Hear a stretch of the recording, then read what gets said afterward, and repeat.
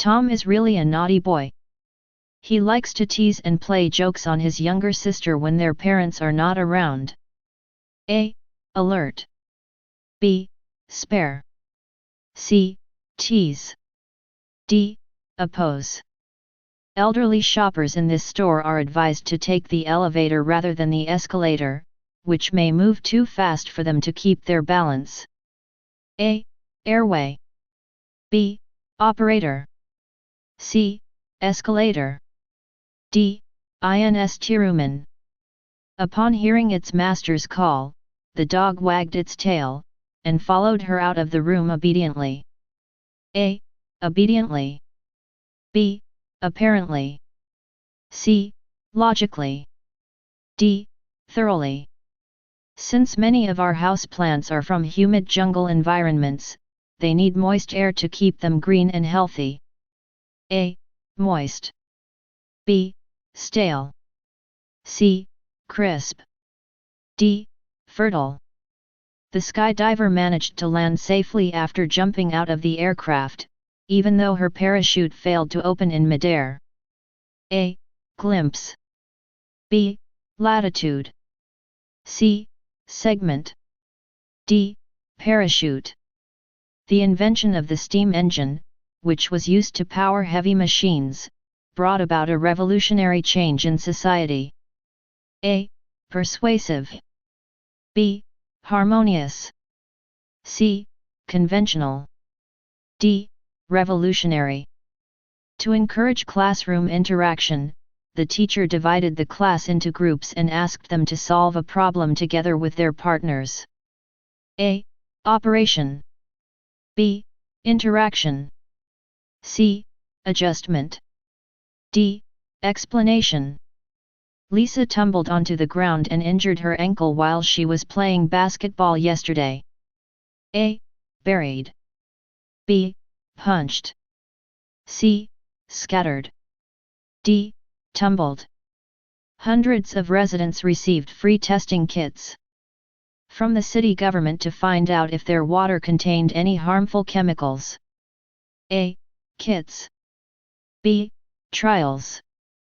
C. Zones. D. Proofs. The 2011 Nobel Peace Prize was awarded jointly to 3 women for the efforts they made in fighting for women's rights. A. Actively. B. Earnestly. C. Jointly. D. Naturally. The company is flourishing and making great profits under the wise leadership of the Chief Executive Officer. A. Applauding. B. Flourishing. C. Circulating. D. Exceeding. It is absolutely absurd to waste your money on an expensive car when you cannot even get a driver's license. A. Absurd. B. Cautious. C. Vigorous. D. Obstinate. The problem of illegal drug use is very complex and cannot be traced to merely one singular reason. A. Singular. B. Countable. C. Favorable. D. Defensive. The non-profit organization has committed $1 million over 5 years to finance the construction of the medical center. A. Equipped. B. Resolved. C. Committed. D. Associated. 1 week after the typhoon, some bridges were finally opened and bus service resumed in the country's most severely damaged areas. A. Departed. B. Resumed. C. Transported. D. Corresponded. Street pigeons are a common sight in many European cities. In fact, a visit to a major European city just would not be the same without encountering them, bathing in fountains, perching on historic buildings, and flocking in public squares. In Barcelona, however, the birds are now threatening to take over the city's historic center, pooping on monuments, buildings, and even tourists. The city council originally proposed reducing the pigeon population by gathering the birds and shooting them. But that idea led to strong protests from numerous animal rights groups. After heated debates and discussions, the government was finally persuaded to consider another similarly effective method, giving the pigeons birth control. In 2016, the City Council decided to put its 85,000 pigeon population on a birth control pill to block the formation of eggs in birds. Starting from April 2017, the pills were placed in 40 bird feeders installed throughout the city. It was predicted that there would be a decrease of 20% in the pigeon population in the first year and between 70 and 80% in 4 or 5 years. 2016. Being hit by lightning is a rare event. Over the course of an 80-year lifespan, the odds of being hit by lightning are 1 in 3,000, not to mention the probability of being struck 7 different times. Roy Sullivan, a park ranger in the United States, was struck by lightning more recorded times than any other human being. Over his 36-year career, Sullivan was struck by lightning 7 times and survived each shock. Strikes 1, 2, and 3 were pure bad luck, he thought. But after strike 4, Sullivan became fearful of death and took precautions during lightning strikes. Strike 5 occurred in 1973 when Sullivan was on patrol.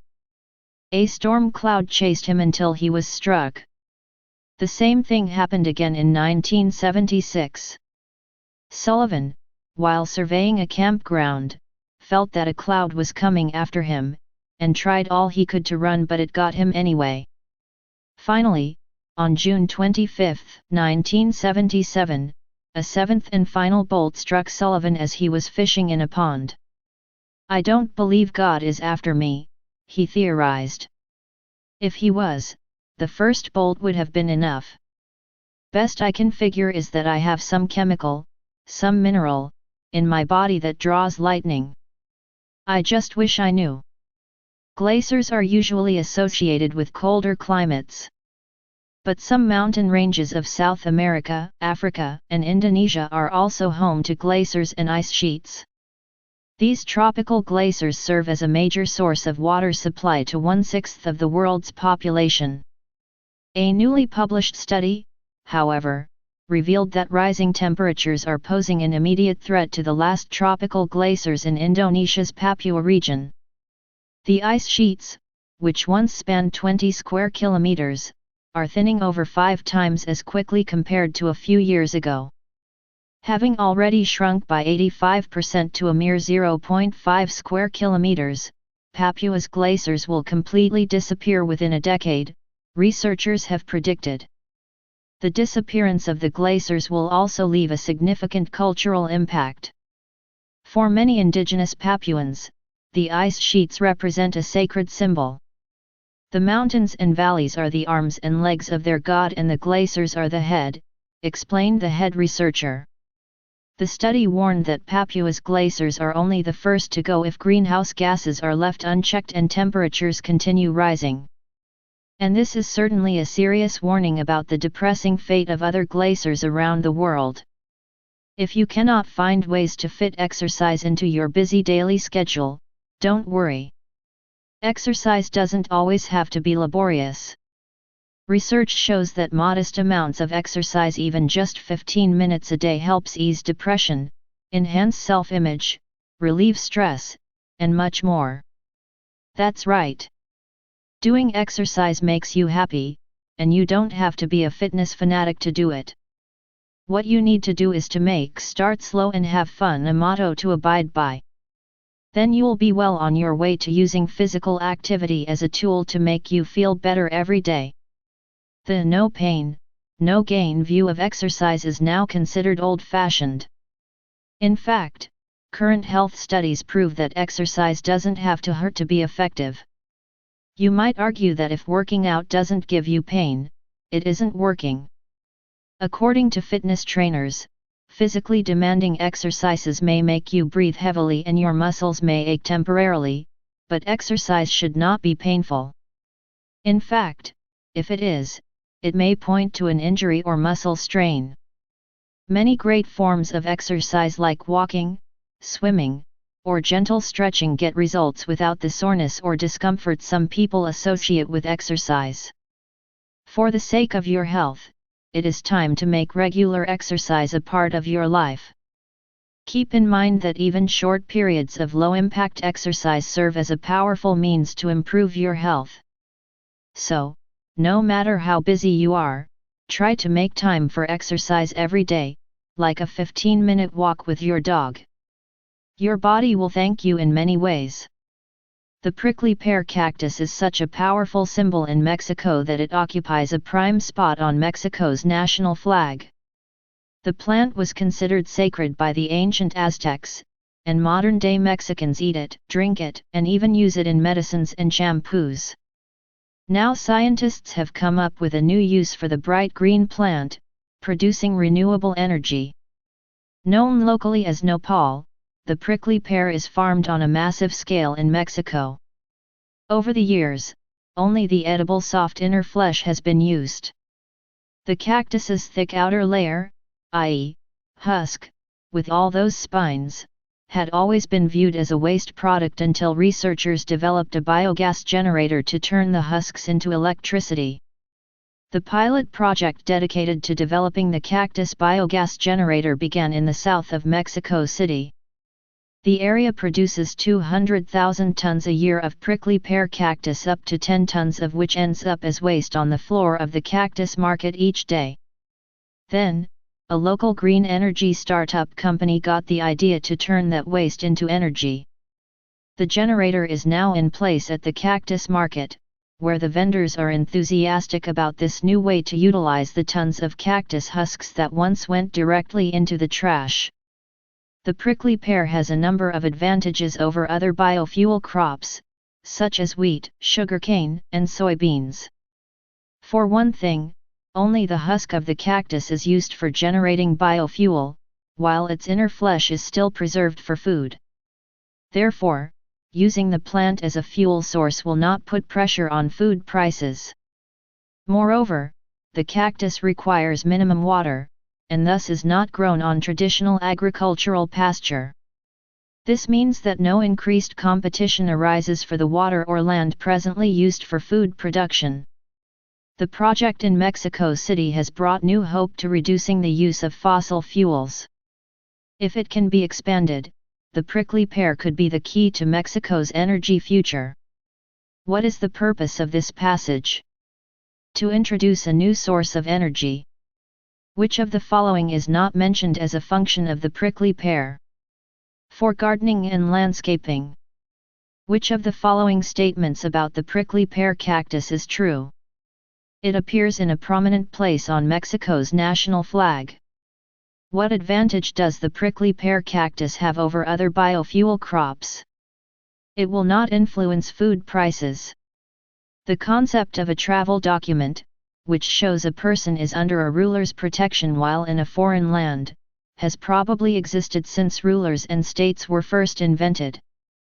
But the earliest mention of an object which we might recognize as a passport appeared in about 450 BC. The Hebrew Bible states that Nehemiah, an official serving King Artaxerxes of ancient Persia, asked permission to travel to Judah. The king agreed and gave Nehemiah a letter to the governors of the province beyond the river, requesting safe passage for him as he traveled through their lands. Later, in the medieval Islamic Caliphate, a form of passport was the bara'ah, a receipt for taxes paid. Only people who paid their taxes were permitted to travel to different regions of the Caliphate. In medieval Europe, on the other hand, travel documents were issued by local authorities, and generally contained a list of towns and cities which the document holder was permitted to enter or pass through. On the whole, documents were not required for travel to seaports, which were considered open trading points, but documents were required to travel inland from seaports. King Henry V of England is credited with having invented the first true passport, as a way of helping his subjects prove who they were in foreign lands. The earliest reference to these documents is found in a 15th-century Act of Parliament, while the term passport came into use about a century later. Nevertheless, passports were not generally required for international travel until the First World War. It was at this time that passports as we would recognize them today began to be used. How is the information in the passage organized? In order of time. Which of the following statements is true about the earliest travel document? It was given to an official of Persia. When did the term passport start being used? In the 16th century. Which of the following is not mentioned in the passage as a form of passport? A list of seaports. Benjamin Franklin, one of the founding fathers of the United States, was not only a great politician but also a highly accomplished scientist and inventor. Of his many achievements, probably the least well known are his accomplishments in music. He invented an instrument for which both Mozart and Beethoven composed music, the glass harmonica. In 1761, while living in England, Franklin heard a performer playing musical glasses.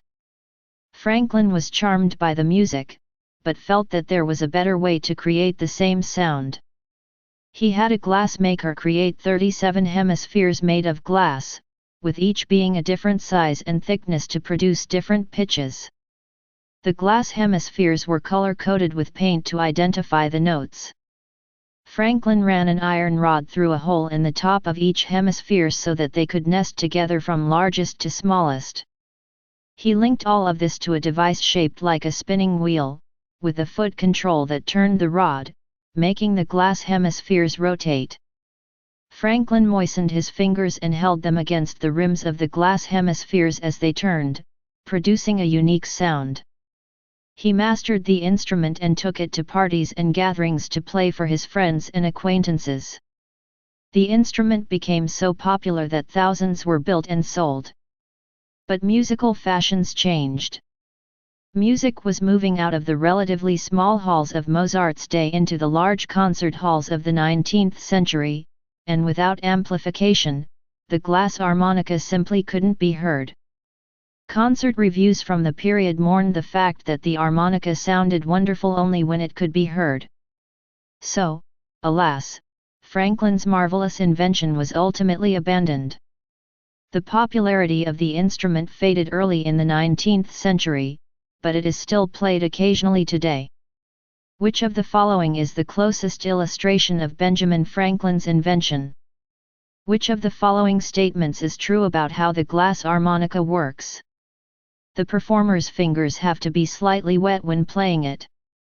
According to the passage, why did the glass harmonica lose its popularity? Concert halls became too big for its music to be heard by the audience. What does the highlighted "they" in the second paragraph refer to? Hemispheres. Morgan's Wonderland, located in San Antonio, Texas, is a theme park geared mainly toward mentally or physically disabled children. The park was built by Gordon Hartman, a former real estate developer. The creation of the park was inspired by his daughter, Morgan, who suffers from severe cognitive delay and physical challenges. The world's first ultra-accessible family fun park, Morgan's Wonderland, opened in the spring of 2010. Admission for guests with special needs is free, and fees for the general public are set at a much discounted price so that people of all ages and abilities can come together and play in a fun and safe environment. Completely wheelchair accessible, the park features 25 acres of attractions including rides, playgrounds, a catch-and-release fishing lake, and picnic areas throughout the park. The rides are custom designed to accommodate wheelchair riders so that every family member can enjoy the fun. The adapted rides include the off-road adventure, where guests can test their driving skills in sporty vehicles. Moreover, each visitor is offered the option to wear a GPS adventure band, which allows them to keep track of each other while in the park. The band also enables them to take part in electronic activities. For example, when the riders scan the band at the off-road adventure, a photo will be taken and sent to their email. In June 2017, Morgan's Wonderland celebrated the opening of Morgan's Inspiration Island. The new expansion is composed of 5 themed splash pads and a river boat adventure ride. The wheelchair guests can transfer out of their chairs into unique, waterproof chairs and enjoy the splash park without risking damage to their personal wheelchairs.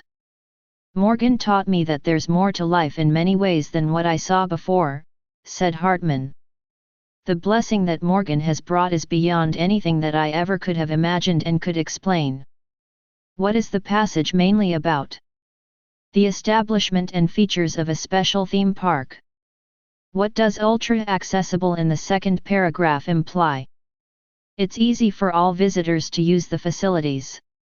Which of the following is not mentioned as a fun activity in the park? Hiking. Which of the following statements is true about Morgan's Wonderland?